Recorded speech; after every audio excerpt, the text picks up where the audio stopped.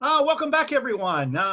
We have another special guest for you to kind of listen to. He hasn't got a video thing there, but we've got images that he's going to be showcasing. So welcome, Wade, to TTF Tech Games Fest 2020. How are you? I'm good, Andrew. Thanks so much for having me on. Yeah. So first of all, Wade, what do you do? I publish tabletop RPGs for a Yep. living. So a lot of my time is spent in front of a computer, typing up stuff, commissioning art, playtesting rules, all that stuff. It's very complicated, but I love it. Yeah. Yeah. And now is RPGs, is that something you've always been interested in, like even as a young kid? So I got into them as a teenager. A friend of mine, it's a bit of an in-joke is the best way to get into RPGs is a little bit like drugs. You kind of need to know someone who's already into it. And so I had a friend introduce me. We played a horrible game of D&D, but I liked the idea. Played that through my teen years. Took a bit of a break in my 20s, and then got back into it. And yeah, so been playing it for a long time. Yep. Yeah. Oh, fantastic. And so how long have you been doing this professionally? So I think I've been doing this full time for a bit over 5 years now. Before this, I was a graphic designer and a youth worker. And then I put my first project up as a bit of just kind of I thought I might get a little bit of money and, get a book printed and, a bit of a vanity project. But then it went much, much better than I expected. And I effectively fired myself from my old job and got myself employed in a new one, making books. Fantastic. And like now, do you do like conventions or other kind of festivals to show this? Like, you were mentioning before the interview about like marketing it. How do you promote something like this? Whoa, okay. Look, the marketing side of tabletop RPGs is quite tricky. Mostly because unlike computer games or even board games, there's really not a lot of money in like RPGs. And so we don't have any big outlets. So the way that I do most of my marketing, predominantly through word of mouth, Kickstarter is it's a godsend. Okay. Like it just wouldn't exist without crowdfunding. Yeah. Because that allows me to do like one big month of pushing it. But apart from that, I love conventions. I go to PAX every year. PAX in Melbourne is really, really big for me. Unfortunately, they won't be doing an in-person thing this year due to the current situation. Yeah. And but I like to get around to other little conventions as much as I can. I try to do at least another one of those each year. And a lot of that's just turning up, meeting people, talking to them, running some games, having fun. Yeah. It's very grassrootsy, very cottage industry sort of stuff. Yeah. All right. So we've got an image up here in front of me. So Fragged Empire 2. So tell me about Fragged Empire. Yeah. Okay. So Fragged Empire is my my flagship game. So that's the one that sort of started my whole business, this whole venture. It's a science fiction post-apocalyptic setting. And the idea is that humanity has died out and the players are now playing as genetically engineered species who have survived a big genocidal war. So there was a big war, 100 years of sort of Mad Max craziness.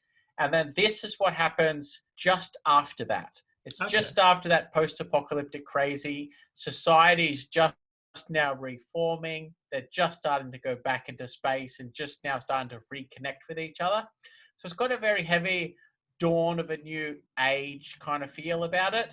A lot of cultural tension, a lot of exploration, that sort of stuff. Myself, I have a real interest in how cultures form and why people think and do what they do, and the conflicts between nature and nurture. And so my game explores a lot of those questions.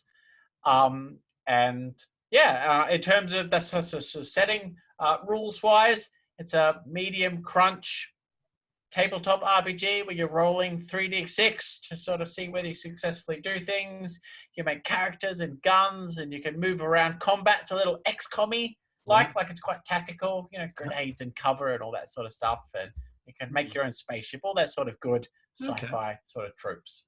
All right. Do you have any other images you can show me that from your desktop? Man, do I have images? So many images. So this is just one of my this race is called the Nephilim, and so this is the race that actually waged war against everybody during that big war 100 years ago. And you know, they're the very, you know, the organic sort of monster race, you know, very Tyranids, very Zerg style thing. But players can actually play as the Nephilim. And so that kind of gives a little bit of a cultural tension with the other races, you know, because this is the race that sort of waged war on everybody else. But a big thing for them, for example, though, is they were created to be monsters. They don't know how to be anything but monsters. And so they could wage war on all the other races again and win, but what would be the point? You know, they'd end up destroying themselves eventually. And so they're actually trying to maintain peace with the other races to sort of learn from them. How do you create a culture? How do you create a government? How do you do all this stuff? And so, Okay. And that's both of them are the same similar species, or what's red? So the Nephilim are very biologically diverse in terms of their arrangement. So a lot of them look like monsters, but some of them actually look a little bit more human-like. And so this is a particular strain called the emissaries, and they were created to the other races, because you know they look like monsters, so they kind of scare the other races a little bit. And so the Nephilim created this particular strain to look more like the other races, and they're born fully grown with a head full of fake memories, and they're told just go out there and acclimatize the other races to the Nephilim's existence. So there's stuff like that. We've got all sorts of different races, though. So we've got like these guys are known as the Kaltorans, and they have genetic memories. So they have like a little bit of memories as passed on from parents to children's, and they remember the horrors of the war. And so they're actually, the whole race is suffering from a bit of PTSD. But they're very keen to get out there and create new memories. So they're very positive. They're trying to go out there and make a better life for themselves so they can pass on good memories onto their children. They're very family orientated, very, you know, big, messy, extended families sort of stuff. I've got 4 main races the players can have. So this is the other one. This is a legion. So they were created to be a big warrior race to fight the Nephilim. But after the war, they sort of ran out of supplies, so they settled on this Arctic world because they like it cold. But they have a problem. Nobody in their society wants to be an accountant or a parent or a politician or a builder. Everyone wants to be a fighter. And so their government actually has reverse propaganda posters like, have a baby for victory, or do you have the strength to be a farmer? And it's trying to like convince their people, stop being soldiers all the time. So otherwise they're like facing like just economic ruin. And these guys do a lot of mercenary work for the last race. This is the corporation. So these guys, when they were genetically engineered, the master race who sort of made them rejected them as a failure. And so they were put on an island controlled by another race. They weren't allowed to travel, strict birth control. And they viewed the war as a liberating event because the Nephilim came along and bombed their planet with all these viruses. But all the viruses were engineered to target the primary species and not them. They were overlooked, but it freed them. And they discovered this ancient human philosophy where a person can succeed based on their own merits and not their birth, called capitalism. And so they have become a purely capitalistic society and have rejected their racial identity. So that's kind of, get a bit of an idea of a very culture heavy setting, like all of the races. And there's more than just those four, and they all interact with each other in different ways. And yeah. So what am I seeing here? This is just more corporation sort of artwork, just giving a bit of a sense of them. So for each of the races I've done, so this is a little bit, I'll just close some of these, otherwise I'll have a million windows open. For each of the races, I've tried to do a key piece of artwork, like this. Yep. And then I'll do like a cultural artwork to go with it that gives a sense of like, here's what they look like, and then here's kind of where they live. Okay. Yeah. Do you find that's something that, it takes a lot of time to kind of, prepare this? Because it's like, okay, we've got the races. This is their personalities. This is what they like. This is what they look like. And then this is the environment. And this is, their whole economy. Does that take a lot of time for you to kind of go, okay? Well, yeah. I mean, that's a huge amount of time. What I do is just world building. So a lot of that sort of effectively fiction writing is asking the question, what if? Yeah. Like, and then you put in the variables, the different characters, the different situations, like the economies and politics and economics, and then you're sort of exploring, well, what would that result in? And a lot of this sort of like lore building and art also ties into all the writing because they inform each other. And particularly for role-playing games, my job is to create fuel for other people's creativity. Whereas a novel writer, you might go away and you might answer in its totality of that question, what if, or near totality. For me, I'm actually there to create lots and lots of interesting what ifs situations. And then it's up to people to play games and to explore those questions. And so I'm trying to create just interesting situations that spark people's creativity. Yeah. And this is what I do. Like, I've been doing this for years and years, and most of my days I've just spent writing stuff, working with artists, working on rules, all to sort of flesh out the world to make them more interesting. So when people are playing the game, how does it look? How does it look? Well, it's a fairly classic sort of tabletop RPG, like where you have a sort of 4 or 5 people around a kitchen table. One person is the game master, called a GM, and they sort of run the world, so to speak, all of the NPCs. And then each other person will play a single character. And when you try to do something, you roll dice, you look at your character sheet, you might get a plus or a bonus to this, and that determines whether you succeed or not. And then you and the players and the GM will work together, like a bit of a collaborative storytelling. And then you sort of, based off that, their ideas and the rolling, and then you just sort of explore the game, see how it goes through, how the story unveils. Okay. And so, yeah, it's very interesting. So this was a Kickstarter as well? Yep. So initially, I've run a bunch of Kickstarters now, but that's basically my business model. Is I run a Kickstarter as a giant pre-order, yep. And then normally a year later, a bunch of books will turn up on people's doorsteps, or they'll get a digital PDF, or yeah.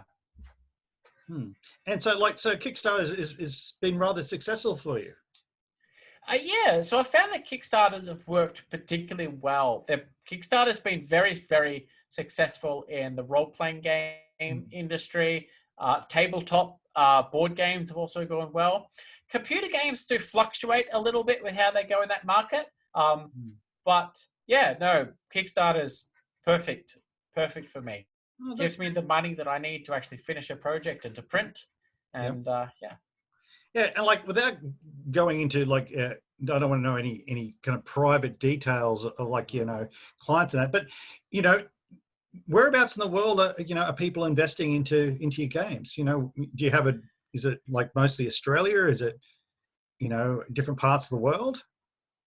Yeah, so you got Australia is actually I split like a third America, North America, a third in Europe, and a third in Australia. Mhm. A little bit more physical products in Australia and a little more digital products in America.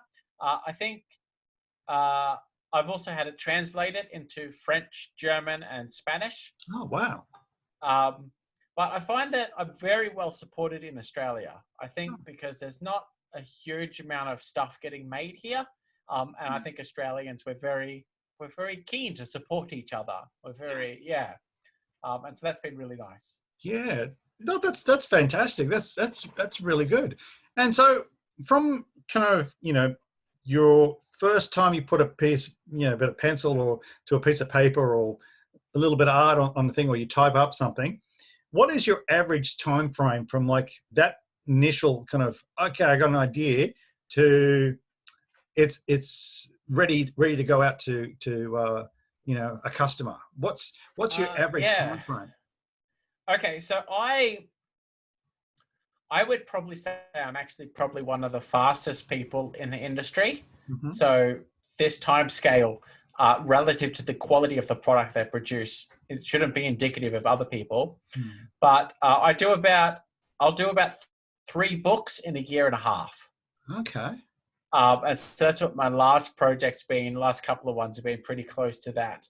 But that's probably straining even myself a little bit. I think I'm probably going to slow that down to maybe 2 books in a year and a half with some smaller PDF supplements. It's generally my production schedule, but yeah.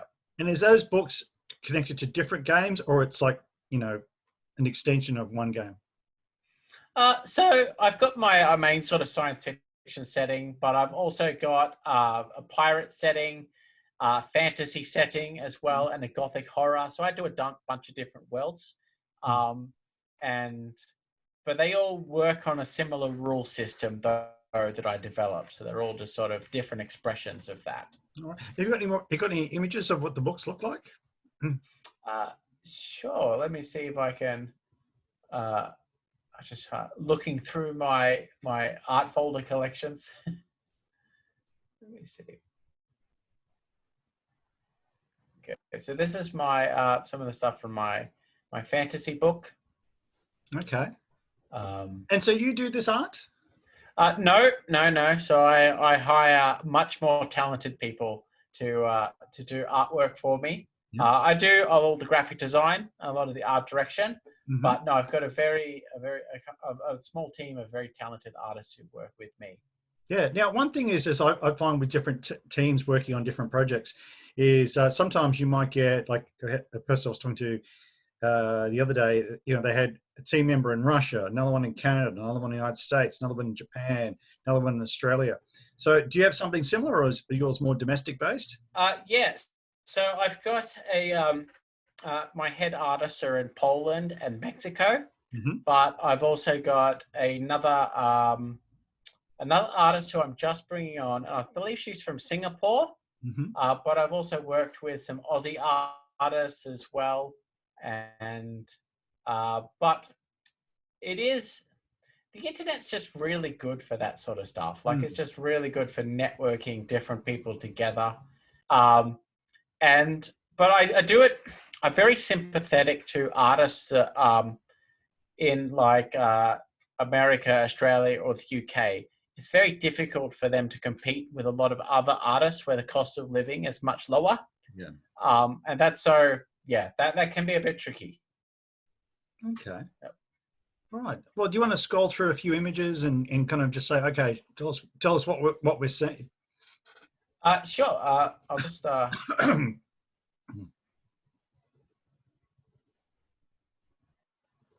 I'm just going through some different folders. Okay. So this is just some of the stuff from my latest gothic horror book that I did. So this is Fragged, it's called.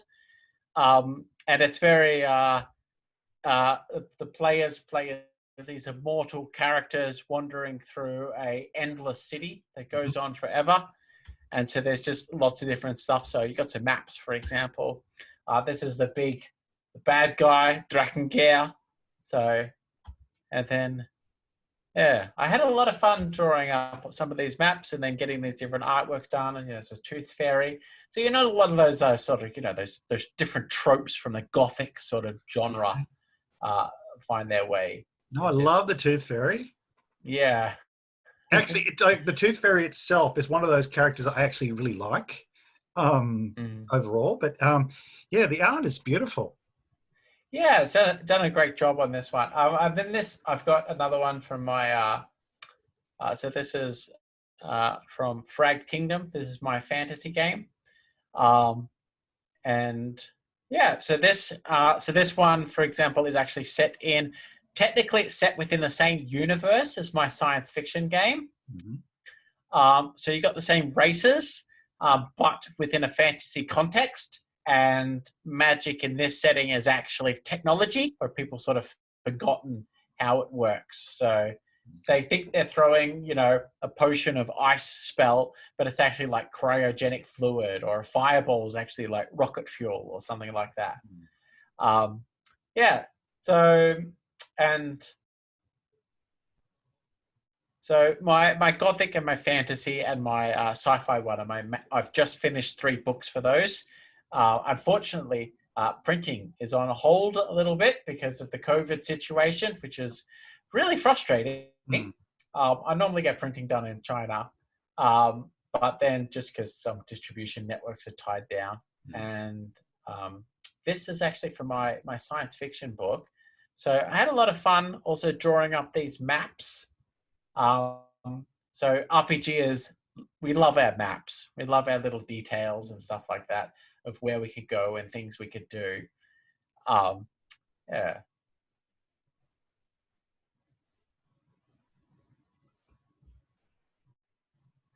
Cool. Okay, well, I could flick through pictures forever.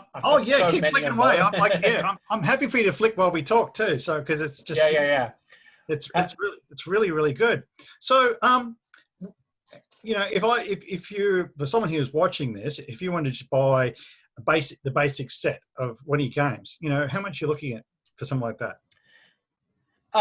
So my core rulebook, which is will cost you about, I think it's $80 at the moment, and you can grab that from my website, Fragged Empire. And if you're wanting to actually grab the core rulebook, it's probably a very good idea to try and do that now, because I have less than 1 box left. Okay. And I'm actually sold out overseas. So I'm actually working on a 2nd edition at the moment of my science fiction book. But but you can just go to my website. I've got the other settings here and the core rulebook. I've also got some miniatures and stuff. That was it. That was going to be my next thing. So I was going to say, let's talk about the resin models. But yeah, I just want to see these. So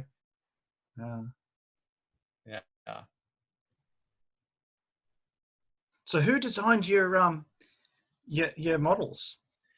So I had a few different 3D sculptors who've sort of worked on those, and I've worked with a couple of different companies. Getting the resin miniatures made up, so they were they're another one of those. I did them because I thought they were cool thing, and I think that motivates a lot of what I do. I just do stuff that I'm very interested in. Yeah. But they are very tricky to produce. Yeah. I'm still getting my head around how to get that made.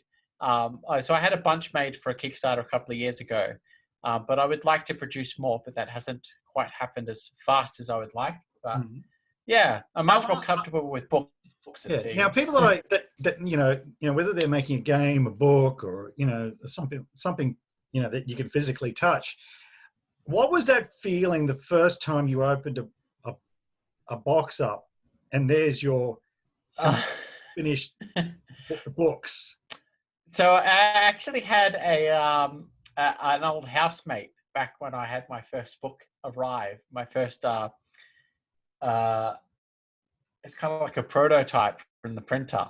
And so I actually recorded myself. It's very, very exciting. Like, it's just, I don't know what it is. It's just, look, nothing's going to match that first time. The first time, your first product, when it's finally made, so to speak, is very, very, it's a unique experience. It's also like a unique experience seeing your product like in a store on a shelf or having other people talk to you about it. Like, that's, Yeah. I'm not even sure how to describe it. Yeah. These days, because I have been doing it a lot longer now, so I still I very much enjoy it still, but it's still not the same because it's not unique. Like I'm a bit more used to it now. I'm a bit more, calm and collected. But yeah, no, I enjoy it. Yeah. Yeah, that's why I normally ask, because you're making something, yourself, and it's your passion is this. And so, yeah, that joy of seeing, opening a box to see your books done, or you've had the figurines made and they're sitting on a shelf, and it's like that's your world. Your world has come alive, and then you've got other people enjoying it, but also you can look on a shelf and go, that's it's not a one-off. It's a real thing that lives and breathes. Yeah, and I think that's something that I find very, very satisfying. I find it very, it's a very fulfilling thing that I am creating a product that I would describe as an artistic venture. Like it's an attempt to create something beautiful, a cultural commodity that can sit out there, that can make the world more interesting, a little more beautiful, and facilitate joy and community in other people's lives. Like, yes, it's very small. I've no delusions about it being some grand, impactful thing, but it's minuscule, but that's okay, because that's how our lives are constructed, is by the tons and tons of little bits of stuff. And I find it very satisfying to be able to contribute positively in that way and just, make something a bit more wondrous in the world. I like that. It's very, yeah. It's So great. if you go back to just say your 14-year-old self, could you imagine at 14, this is where you'd be? I don't think so. I think when I was younger, I was one of those people that was very driven and kind of knew what I wanted to get into in a way. And so I think I could imagine it, but I don't think I would have believed that I've actually got there in a way. And I think, but I kind of wish I could go back to my 14-year-old self and just say, calm down, put one foot in front of the other. That's how you get there. Slow and steady, every day, every week, just do a little something useful, and then that's how you actually end up creating something bigger and more impactful. Yeah. And that's the other thing. Like, it'd probably be the same joy as like you had first time you saw your product printed or physically made. But what about the first time you sold something? Oh, because I think the first time I sold something was sort of it was when I did my first Kickstarter, and I think it was a very unique experience seeing that number tick up. So I was originally aiming for just a $15,000, and I think I raised that in the first day. Wow! And that was very interesting, and I think that was rather exciting, And then after the excitement's worn down, you're like, oh crap, I've got to make this thing now, So yeah. That's it. That's the reason why I asked is I was speaking to someone the other day, and they were saying about they'd made a game, an actual mobile game, and they thought, oh, it's going to do a bit okay, and it suddenly was featured, I think, on the Apple Store, like very quickly, and it was just doing massive volumes, and they weren't prepared prepared for that, because they thought, oh, there'll be a few things they'll sell a little bit, we'll get feedback, we'll be able to do more testing and get all that sort of stuff. But it was suddenly like boom, and it was like, wow, we're really excited. Oh no, we've got to fix a lot of things now. Looks like it. Yeah. And like everything worked. Like it was like a work game, but it's like, oh, now we're starting to find these things. But it was more to manage, because instead of it being a handful of people, you're talking thousands of people each day getting this. So, this is something that I would sort of recommend for people, Yeah. especially if you're younger. Like, just make something. It doesn't need to be a success. The actual making of something and completing of something is teaching you very valuable skills, and the ability to actually finish something and produce something is it's a unique skill. And the only way that it can be gained is by doing it. No one can really teach you it. And so therefore, in the future, when an opportunity presents itself, you're ready for it. Because before I did this book, yes, this was my first game that I'd actually released. But before that, I'd spent years doing my graphic design, freelance business work, working on projects. I'd done another book project. None of these worked. None of these were particularly successful. It made me any money. I actually think probably for at least about 3 or 4 years of my before I was doing this book, I was working full-time doing my graphic design stuff, and I was making less than what Centrelink would have given me. But because I'd done that, it taught me stuff that when my book did take off, I had the skills I needed to actually complete it, deliver it, and make it work. Because if I hadn't have done all that painful failure beforehand, I wouldn't have been ready. So true. So true. It's very, very wise words you've just communicated. They sound good, but I also understand they're so hard to actually implement. Yeah. Yeah. Have you got anything else you want to show us? I don't know. Actually, I could talk about stuff I've got endless artwork I can show because I've just got so much of it. But one thing, if anybody here is interested in particularly role-playing games, so with role-playing games, I would say they center around the character sheet. And I know, so here's a character sheet that I've gone. It's a little bit so this is the normal one, black and white, but this one looks a bit nicer, so we'll use this one. I know they're not as impressive as a really cool bit of artwork. That just looks wow, and everyone thinks that's spectacular. But for myself as a graphic designer and a game designer, these things actually stand out to me well, like good user experience design. So if you're doing computer games, you'll understand what that is. It's actually the screen and the information that's being displayed. I think this stuff I find very satisfying, and I spend an awful lot of time on this. It may not look as impressive as the other stuff, but this is kind of a summary of game design. This is actually working out the flow of how people interact with your mechanics. And having those good mechanics makes a game last a lot longer. It adds that depth. Yeah. Hopefully, I kind of rambled a little bit there with the side. No. Yeah. So on average, with playing a game, one of your games, like Fragged, it's like, how long can these games go for? Is it like, okay, they can just keep on going and going and going, or is it something that you can do, like it might be just a campaign but based, and it could be like 6 hours or 12 hours. Is there any variations or there's huge amounts of variation. So a typical role-playing game session would last about 3 hours.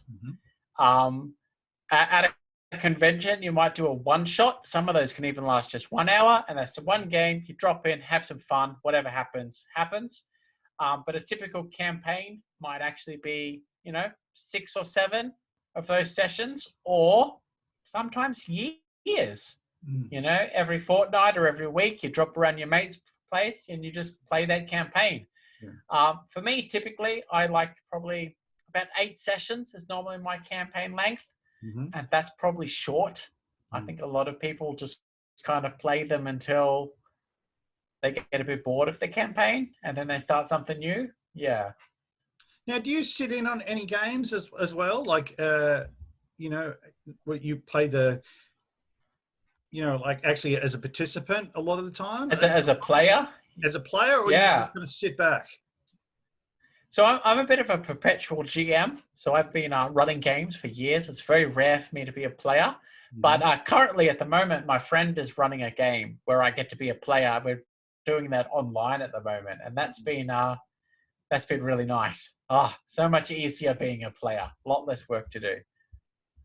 And do you find, as well as RPGs, I think they've been around for quite a while, but do you find that they're becoming more and more accepted as kind of like a normal sort of thing? Like the same way as like some people would see as Monopoly as a board game that anyone can play, or Scrabble, that RPGs are becoming a lot more like, accepted, especially when you're seeing all these different celebrities, TV stars and movie stars promoting that they're doing their own big role-playing game.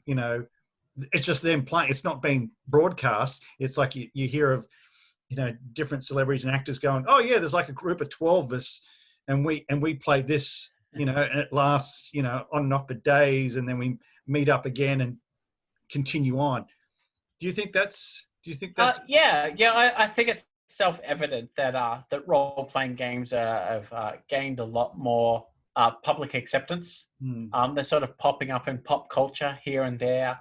I mean, you've got some famous celebrities, Vin Diesel's probably one of the most well-known ones who plays role-playing games. And I think that's good. I think I've really, really enjoyed the resurgence of board games and role-playing games particularly.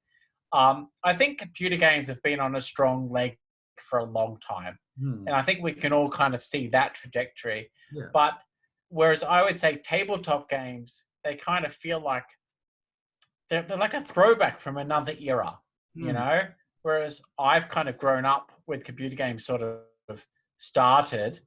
But there was a time before when I was even alive when, role-playing games and board games were around. I've really liked them coming back. Role-playing games are becoming a little bit more accessible, but they're not as accessible as board games. And I think that's part of just the nature of them a little bit. It just takes a little more to get into them. But they give a very unique experience that board games and computer games don't, in that they can allow so much more freedom, creativity, and just immersion is fairly boundless in them. And I think will mean they'll always come around. Yeah. Especially with, the stories can be different. So, so many different times you could be playing in that world, but the stories and the narrative goes off in so many different directions. I've always been fascinated. Like, I was very young when Dungeons and Dragons was really starting to, you could go into bookstores and get the books. I remember them being explosively expensive, even for then. Like, it'd be, I think if you put in today's dollars, it'd be like $400-$500 a book. And yeah, people were really, people were really getting. I know there was the, crackpots. People going, oh, it's bad, it's evil, that sort of stuff. But it was more of like, well, hang on, people are becoming inventive. It's really good storytelling. People, playing together. It's, you had all that sort of stuff. I used to always love the drawing elements of it, because I used to have, I remember in high school, there was so many people from all different walks of life in our school that wanted to play Dungeons and Dragons, and they'd be all together. And if I didn't want to play, I'd be happy sitting there just with a pencil, just drawing their characters. That's actually one of the unique things about role-playing games is that they draw upon so many different vocations. Like, there's room there for the visual artist. They're there for also the like performative acting sort of creativity. You've also got people who are into, maths or game design. There's a chance for them to engage in that way. And also people, even if you're into like philosophy or world building, or just so many different facets to them. And I think that, one, it makes them kind of hard to make a little bit, but it's also, that's the thing that makes them so unique. Is you get different types of people can all enjoy the one game. Well, see, it was RPGs was the first time, I can remember this, I don't know if this was very early 90s or it might have been late 80s. There was a Star Wars RPG that came out.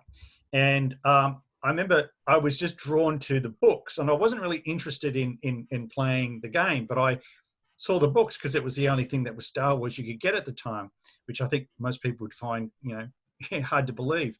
But I remember saving up my money to get these books, and then opening up, and it's what we all now know as the the extended universe. And it was it was so many drawings. There was so many things on these environments and characters and how that worked. And I remember just being going, wow, there is so much that people have put into this. It was, excuse me, I've been doing a lot of talking. That's all right. Well, yeah, that's actually. Oh, sorry. Go ahead. I'm interrupting now. I think that's like a lot of people actually enjoy role-playing game books who don't even play role-playing games, or maybe they used to, but now they've got kids, so they're not able to. And I would actually, it's just purely a guess, but I speculate that possibly a quarter of my customers will never play my game. Yeah. They're just buying them because they are beautiful books. Yeah. Beautiful art, beautiful stories, beautiful worlds and ideas. And I take that side of my book creation very seriously. Like these are not purely functional books. They're also just books that people could enjoy just for the pleasure of having them and reading them and perusing them. Yeah. And as a person who really enjoys art, you know, when you're going through these things, it's like I can appreciate the process, the production of it all, but just how they look, and it's so different to, you know, something that might be just, you know, something that's fairly generic. You look at it and go, that is just there's so much, it's almost biblical, you know. Yeah. And I always find that find that very, very fascinating. One thing that's sort of a bit curious, because a lot of my you know, my non-nerdy friends, you know, my family and other people in my social circles, I kind of tell them what I do for a living, and they think, oh, that's interesting. You know, you do books, you know, and they think, oh, yeah, that's kind of a nice thing.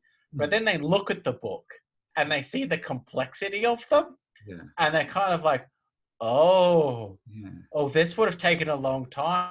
And I'm like, yes, yes, they do take a very long time. One thing I was going to ask. That's right. I was just going to say that the picture I've got up at the moment is my work in progress for my second edition at the moment. And so this is for my rules. So a little less artwork in this one, but just so people know what they're looking at while I flick through it to get an idea of what one of my books look like laid out. Sorry, go ahead now. Yeah, no, I was going to say is, do you also get requests or people ask you with just, you know, select art saying, look, I'd like to have this as a poster so I can frame it in my house? A little bit. So I do sell some of my pictures as like posters. There's some good print on demand companies that let you do that online. Or I will have occasionally sent people, you know, larger resolution files. But mostly I don't do it because there's not much. I don't know. There's no money to be made in that. But if someone asks me, I'll let them know they've set it up. Yeah. Okay. So how many pages on, you know, would an average book be? Well, it's hard to say an average book. Mine would average about 170 pages, roughly, most of my books.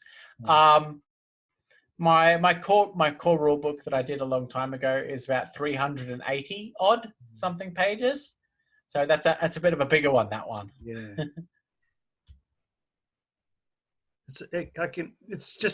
It's amazing how much effort is being put into this. You know, who do you get to proofread it?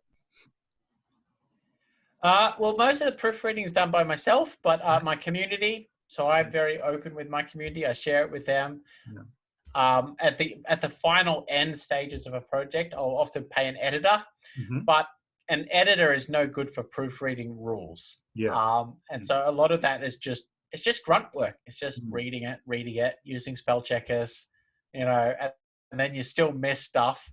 And I just have to accept that there will always be some errors in my printed products. It's just, I'm getting better at keeping it pretty low, but yeah. All right. So what's next? What's next for you? What's coming up? You know, like you got this, but if you got anything that you're going, okay, in 5 years' time, I want to have this. Whoa, long distance projecting. Look, I probably don't try to project too much into the future. I Mhm. think I like to just sort of concentrate on what I'm doing at the moment.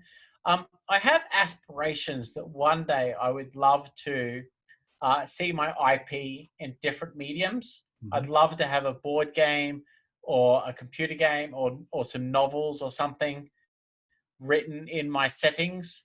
I've had little bits of some of those things, like I've got some novels, Mhm. but I think that's something I would enjoy. So I often sometimes joke about my retirement plan is for when I'm an old man, Yeah. and the next equivalent of CD Project Red, Yeah. wants to come to me and buy my IP. Yeah. That's my retirement plan. Mhm. So, where's the furthest you've had an inquiry or someone's bought something of yours, from outside Australia? What's the furthest way that or even a country or some place you went, wow, where's that? Or wow, you know, Well, I'm not quite sure, but I know where the furthest or the most obscure place. Like, I mean, I've sent books all across Africa and the Middle East and stuff like that. mm, But that's pretty normal. Like, I think the world's pretty small these days. yeah, I feel, and yeah, I I think I do enjoy. I think I enjoyed getting my books translated. I think that was a bit of that felt special. mm, Like, yeah, it's one thing to have someone from Germany, purchase my book. To a company coming to me and say, we would like to translate your books into German. I'm yeah, like, that felt cool. yeah. All right. So, uh, your favorite movie? I just want to get into personal sort of stuff. What's your favorite movie, or what?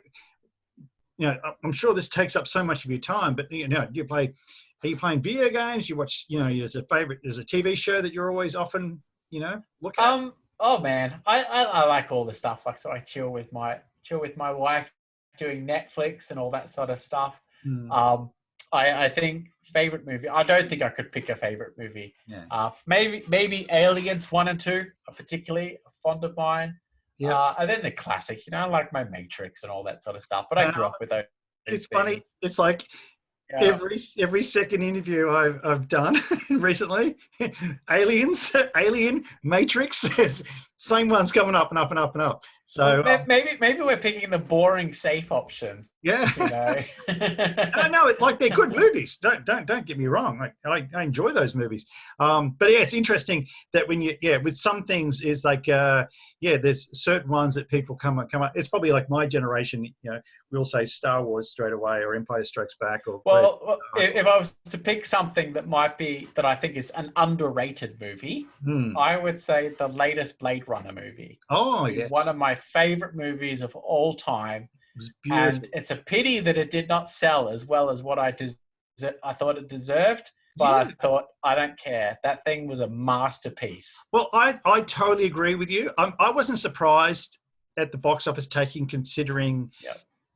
I always felt it more that it's a known movie. It did average, I think, at the box office or whatever it is the first time. People used to like. I remember going to the special edition, versions years ago, and I have them on DVD. But when they said, "Oh, we're going to make a sequel," I thought, "Oh, that is brilliant." But who's is the general public, a bigger general public, going to go see it? Does it have the same staying power? But look, I'm so glad they made it. I remember sitting there watching it and going, it looks beautiful. I love the story, everything about it. I just sat there, just absorbing. I honestly think it would be the closest to a darn near perfect sequel ever. And I think it's just the world we live in. Some things make money and some things are great, and that they don't always correlate. Yeah, yeah. But no, I thought it was, I just really enjoyed it. I just sat there just going, oh, it's just, yeah. It was good to go. And I remember when it finished, and I remember thinking, wow, it's been a long time that I'd seen a movie where I went, wow, that was really enjoyable. It wasn't a movie where I'd gone, oh yeah, it was all right. And then be thinking about it. Did I really like it or not? Or, you know, or in 48 hours, I'm going to go, no, actually, no, that maybe it was a bit of a mess. Well, Well, this one, I was like, I know it's like it's something that I actually enjoy doing. Is I actually like listening to people who create movies and authors who write books, and different game designers who, you know, they're sort of talking about a game after it's been released. And one of the things that I actually enjoy listening a lot to those people is learning about the creative process. And I strongly recommend that everybody look up basically everybody involved in that latest Blade Runner movie. yeah. They were all excellent, and they've all helped me be a better creator because of listening to them. All right. Well, Wade, before we finish up, can you bring up your website so everyone can see it? Sure. Yeah. Let me just... All right. It's just fraggedempire.com.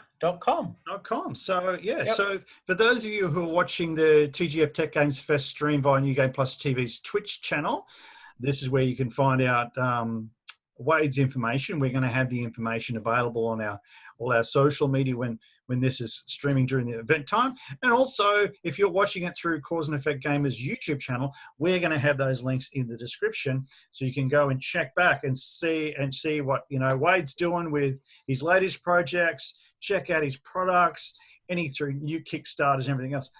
Wade, I've had a ball. It's been great fun talking to you. It's been really interesting looking at all your work and what you've been doing. And, you know, on behalf of TGF Tech Games Fest, I'd like to say thank you very much for sharing your time with us today. Thanks so much, Andrew. Yeah, thanks, Wade.